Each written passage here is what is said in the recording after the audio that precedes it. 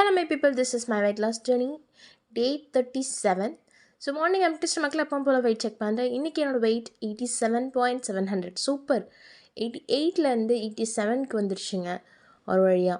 So 600 grams நான் குறைஞ்சிருக்கேன்னு நினைக்கிறேன். ஆனால் 2 daysல தான், ஏன்னா நேற்று வெயிட் குறையில.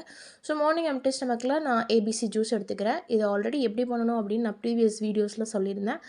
பார்க்காதவங்க செக் பண்ணிக்கோங்க. அண்ட் எப்பப்போ எடுக்கணும் அப்படின்றதையும் சொல்லியிருந்தேன். ஸோ மறக்காமல் செக் பண்ணி பார்த்துக்கோங்க. அண்ட் இன்றைக்கி மார்னிங் பிரேக்ஃபாஸ்ட்டுக்கு 2 முட்டை போட்டு எப்பவும் போல் ஆம்லேட் ப்ளஸ் தக்காளி சட்னி, கார சட்னிங்க. எல்லாருக்கும் தோசை பண்ணும்போது பண்ணது. ஸோ நான் அதை சைட் டிஷ்க்கு எடுத்துக்கிட்டாச்சு. லஞ்சுக்கு பார்த்திங்கன்னா கேரட் பீன்ஸ் போட்டு அதுக்கப்புறம் தேங்காய் அதெல்லாம் போட்டு நிறையா பொரியல் எடுத்துக்கிட்டேன். ஒரு பெரிய பவுல் ஃபுல்லாக. ஆக்சுவலாக இதை நான் சாப்பிட ஸ்டார்ட் பண்ணும்போது ஃபோட்டோ எடுக்கல, இது முடிக்க போகும்போது ஸ்டேஜ். பட் என்னால் இவ்வளோவே சாப்பிட முடியல. லிட்ரலி வேறு ஏதாவது வெஜிடபிள்ஸ்னால் என்னால் ஈஸியாக சாப்பிட முடியுது. பட் ஸ்டில் கேரட் பீன்ஸ் வந்துட்டு என்னால் நிறையா சாப்பிட முடியல. நீங்கள் ட்ரை பண்ணி பாருங்கள், உங்களால் முடிஞ்சால் சாப்பிடுங்க.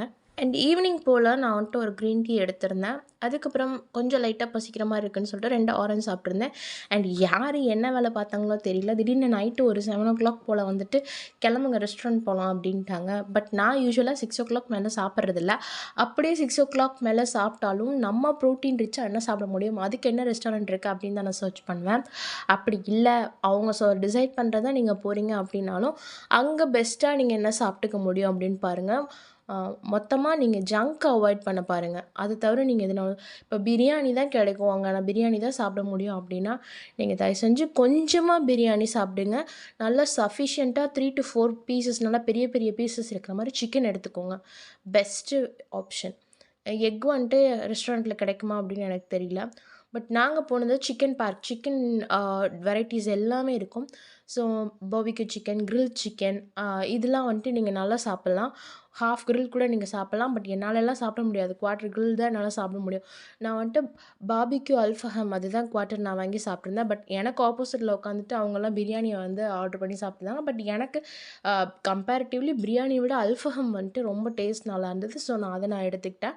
அவ்வளோதான். அதுக்கப்புறம் நம்ம வெளியே போகிறோம், ஐஸ்கிரீம் சாப்பிட்றாங்க, அவங்க வந்துட்டு ஜூஸ் குடிக்கிறாங்க அப்படின்னா நம்ம வந்துட்டு ஃப்ரூட் ஜூஸ் குடிக்கலாம். பட் ஆனால் சுகர் இல்லாமல் வெறும் ஃப்ரூட் மட்டும் ஃப்ரெஷ்ஷாக ஆட் பண்ணி கொஞ்சம் வேணால் ஐஸ் போட்டுக்கலாம். பட் ஈவினிங் டைம்ங்கிறனால ஐஸ் அவாய்ட் பண்ணிக்கோங்க. ஃப்ரெஷ் ஜூஸ் நீங்கள் குடிக்கலாம். நல்லா ஃபுல்லிங்காக இருக்கும். அதுவும் நல்ல இந்த வாட்டர்மெலன் மாதிரிலாம் இல்லாமல் நல்ல ஒரு முலாம்பழம், மாதுளம்பழம், ஆப்பிள் இது மாதிரி மில்க் ஊற்றாமல் நீங்கள் ஜூஸ் வந்துட்டு வாங்கி குடிங்க. பட் ஆப்பிள் வந்துட்டு மில்க் ஊற்றாமல் நல்லா இருக்காது. பட் முலாம்பழம் ஜூஸ் வந்துட்டு பெஸ்ட் ஆப்ஷனாக இருக்கும். என்ன கேட்டிங்க அப்படின்னா பயங்கர ஃபில்லிங்காகவும் இருக்கும். ஏன்னா நம்ம குவார்ட்டர் பாபிக்யூ சாப்பிடும்போது கொஞ்சம் கேப் இருந்த மாதிரி இருக்கும். அது வந்துட்டு பெஸ்ட் ஆப்ஷனாக இருக்கும். பட் அது எவ்வளோ பேருக்கு பிடிக்கும் அப்படின்னு எனக்கு தெரியல. பட் நீங்கள் வித்தவுட் சுகர் ஐஸில் நீங்கள் சாப்பிட்லாம். இன்றைக்கி ஒரு சூப்பரான மார்னிங் ரிப்ளேஸ்மெண்ட் மீல் பற்றி பார்க்க போகிறோம். இது ஸ்டமக் ஃபில்லிங்காக இருக்கும். ஸோ இது எப்படி பண்ணுறது அப்படின்னு வாங்க சீக்கிரமாக பார்த்துடலாம். ஒரு பவுலில் 1 cup ஆஃப் ஓட்ஸ் ஆட் பண்ணிக்கோங்க. அது ரோல்டு ஓட்ஸாக இருந்தாலும் எந்த ஓட்ஸாக இருந்தாலும் பரவாயில்ல. அதில் 10 பாதாம்ஸ், 3 வந்துட்டு டேட்ஸ் சீட்ஸ் ரிமூவ் பண்ணி ஆட் பண்ணிக்கோங்க. அதுக்கப்புறம் 250 ml ஆஃப் மில்க் ஆட் பண்ணிக்கோங்க. இது எல்லாத்தையும் ஒரு மிக்ஸி ஜாரில் ஆட் பண்ணுறதுக்கு முன்னாடி இதில் 1 பனானா வந்துட்டு கட் பண்ணி ஸ்லைஸ் பண்ணி ஆட் பண்ணிக்கோங்க.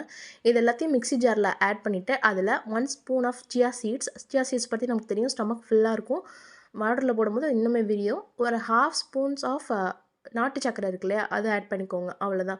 இது எல்லாத்தையும் மிக்சியில் நல்லா கிரைண்ட் பண்ணிவிட்டு ஸ்ட்ரெயின் பண்ணாமல் அப்படியே ஊற்றிட வேண்டியதான். இது மேலே உங்களுக்கு தேவைப்பட்டால் நட்ஸை நீங்கள் துருவி ஆட் பண்ணிக்கோங்க.